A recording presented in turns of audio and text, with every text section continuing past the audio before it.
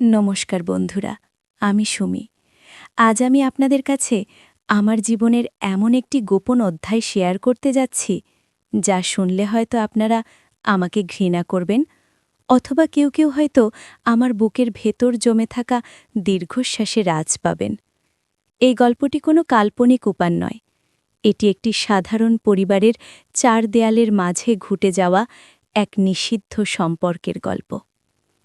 গল্পটি শুরু করার আগে আপনাদের অনুরোধ করব, আমাদের চ্যানেলটি এক্ষুনি সাবস্ক্রাইব করে বেল আইকনটি ক্লিক করুন, যাতে পরবর্তী গল্পগুলো মিস না করেন। চলুন ফিরে যাই সেই দিনগুলোতে। আমার বিয়ে হয়েছে প্রায় 4 বছর। মধ্যবিত্ত পরিবার। স্বামী রাজীব মানুষ হিসেবে খারাপ নন, কিন্তু বিয়ের মাত্র 6 মাসের মাথায় সংসারের হাল ধরতে তাকে পাড়ি জামাতে হয় সুদূর প্রবাসে। সৌদি আরবের গরমে তিনি হাড় ভাঙা খাটুনি খাটেন আমাদের ভালো রাখার জন্য।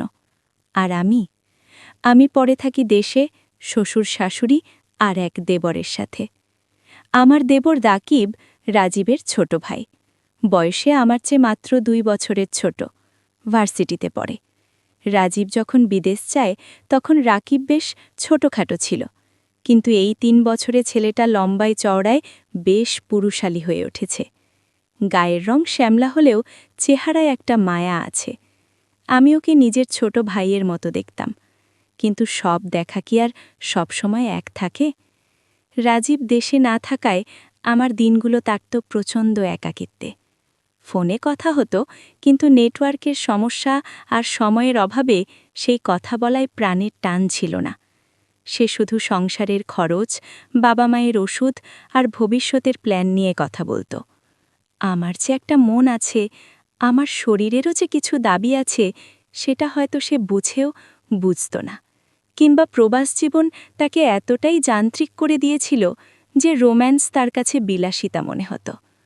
ঘটনার শুরুটা হয় এক বর্ষার দুপুরে। শ্বশুর শাশুড়ি দুজনেই আত্মীয়ের বাড়ি বেড়াতে গিয়েছেন। বাড়িতে শুধু আমি আর রাকিব।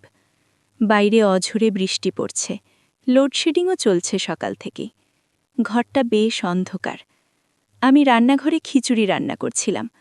গরম আর ভাপের কারণে ঘেমে একাকার হয়ে গিয়েছিলাম। শাড়ির আঁচলটা কোমরে গোজা ছিল। হঠাৎ রাকিব রান্নাঘরে এসে দাঁড়াল। আমি চমকে উঠে বললাম, কিরে, কিছু লাগবে? রাকিব আমার দিকে এক দৃষ্টে তাকিয়েছিল। ওর চাহনিতে সেদিন অন্য কিছু ছিল। ও ধীর পায়ে আমার কাছে এসে বলল, ভাবি, তোমাকে আজ খুব ক্লান্ত লাগছে। এত গরমের মধ্যে একা একা রাঁধছ। ভাইয়া তো এসব দেখল না। ওর গলার স্বরে একটা অদ্ভুত মায়া ছিল। আমি হাসার চেষ্টা করে বললাম, এটাই তো মেয়েদের জীবন রে। যা, ঘরে যা, আমি খাবার দিচ্ছি। রাকিব গেল না। ও আমার আরেকটু কাছে এসে দাঁড়াল। এত কাছে যে আমি ওর গায়ের গ্রাণ পাচ্ছিলাম। আমার হৃদস্পন্দন বেড়ে গেল। আমি বললাম, রাকিব, সরে দাঁড়াও, গরম লাগছে। রাকিব ফিসফিস করে বলল, ভাবি, ভাইয়া তো নেই, তোমার কি কষ্ট হয় না? একা একা থাকতে ভয় করে না? ওর এই প্রশ্নে আমি থমকে গেলাম। আমার বুকের ভেতরটা মোচড় দিয়ে উঠল। নিজের অজান্তেই চোখ দিয়ে জল গড়িয়ে পড়ল। রাকিব সেটা খেয়াল করল। ও হাত বাড়িয়ে আমার চোখের জল মুছিয়ে দিল। ওর হাতের স্পর্শে আমার শরীরে যেন বিদ্যুৎ খেলে গেল। একটা নিষিদ্ধ শিহরণ বয়ে গেল শির দাঁড়াবে। আমি নিজেকে সরিয়ে নেওয়ার বদলে ওর হাতের স্পর্শ অনুভব করতে লাগলাম। সেদিন রাকিব আমাকে বলেছিল, ভাবি, তুমি কেন নিজেকে এত কষ্ট দাও? আমি তো আছি। আমি কি তোমাকে একটুও ভালো রাখতে পারি না? কথাগুলো ব্ল্যাকমেল মনে হয়নি তখন। মনে হয়েছিল এক গভীর আশ্বাস। কিন্তু ও ধীরে ধীরে আমার দুর্বলতার সুযোগ নিচ্ছিল। ও জানত আমি একা, আমি ভালোবাসার কাঙ্গাল। এরপর থেকে রাকিবের ব্যবহার বদলে গেল। ও প্রায়ই আমার দিকে এমনভাবে তাকাত যা দেবরের মতো নয়। কখনো ওড়না সরে গেলে ও এক দৃষ্টে তাকিয়ে থাকত। আমিও যে খুব বাধা দিতাম তা নয়। রাজীবের অবহেলা আর রাকিবের এই চোর ও চাহনি, সব মিলিয়ে আমি এক অদ্ভুত দোলাচালে পড়ে গেলাম। একদিন দুপুরে আমি নিজের ঘরে শুয়ে ফোনে রাজীবের সাথে ঝগড়া করছিলাম। রাজীব আমাকে খুব বকাঝকা করছিল, সামান্য একটা কারণে।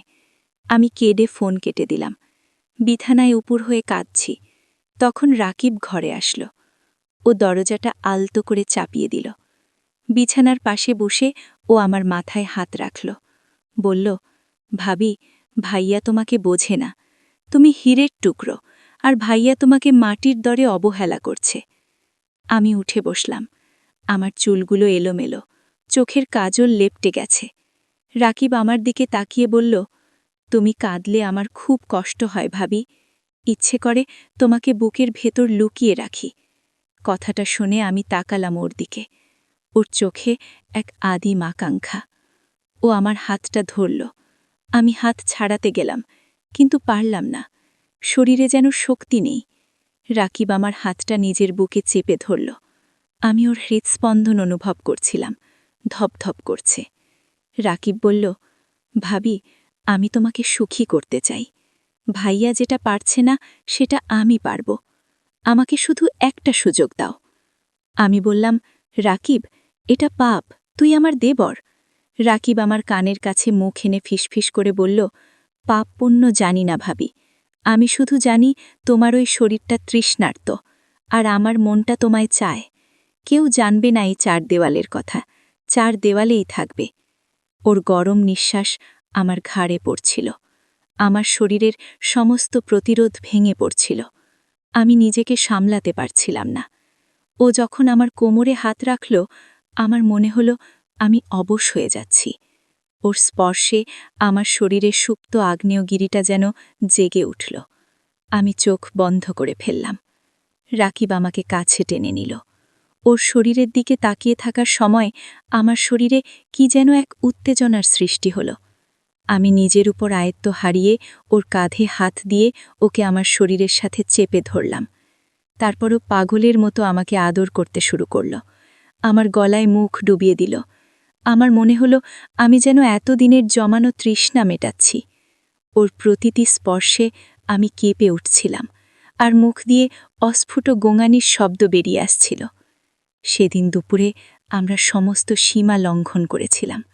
সম্পর্কের দেয়াল ভেঙে চুরমার হয়ে গিয়েছিল। পাপবোধ ছিল, কিন্তু শরীরের দাবির কাছে সেই পাপবোধ হার মেনেছিল। সেই শুরু।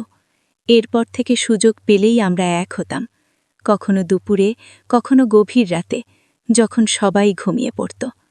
রাকিব আমাকে ইমোশনালি এমনভাবে আটকে ফেলেছিল যে আমি চাইলেও বের হতে পারছিলাম না। ও বলতো, ভাবি, তুমি যদি আমাকে কাছে না টানো, আমি কিন্তু বাড়ি ছেড়ে চলে যাব বা নেশা করা শুরু করব। আমি ভয় পেতাম। একদিকে সমাজের ভয়, অন্যদিকে রাকিবের প্রতি এক অদ্ভুত আসক্তি। রাজীব ভিডিও কলে কথা বললে আমার খুব অপরাধ বোধ হতো, কিন্তু ফোন রাখার পরেই রাকিব হয়তো ইশারা করত, আর আমি সব ভুলে ওর ঘরে চলে যেতাম। আমাদের এই লুকোচুরি খেলা, এই নিষিদ্ধ রোম্যান্স এক যেন নেশার মতো হয়ে গিয়েছিল। আমি জানি না এর শেষ কোথায়। আমি জানি না সমাজ জানলে আমাকে কি বলবে। কিন্তু আমি সুমি, এক সাধারণ নারী, যে পরিস্থিতির শিকার হয়ে একটু ভালোবাসার লোভে পা দিয়েছি এক অন্ধকার গলিতে। বন্ধুরা, আমার এই গল্প শুনে হয়তো আপনারা আমাকে চরিত্রহীন ভাবছেন, কিন্তু বিশ্বাস করুন, একাকিত্ব আর অবহেলা মানুষকে এমন পর্যায়ে নিয়ে যায় যেখানে ঠিক ভুলের বিচার থাকে না। আজ আমি এই সম্পর্কের জালে বন্দী। বের হওয়ার পথ খুঁজছি, কিন্তু রাকিবের মায়া আর ব্ল্যাকমেল আমাকে আষ্টেপৃষ্টে বেঁধে রেখেছে। গল্পটা এখানেই শেষ করছি, কিন্তু আমার জীবনের এই অধ্যায় কি শেষ হবে জানি না। আপনাদের মতামত কমেন্টে জানাবেন। আমি কি খুব বড় ভুল করেছি, নাকি পরিস্থিতির শিকার?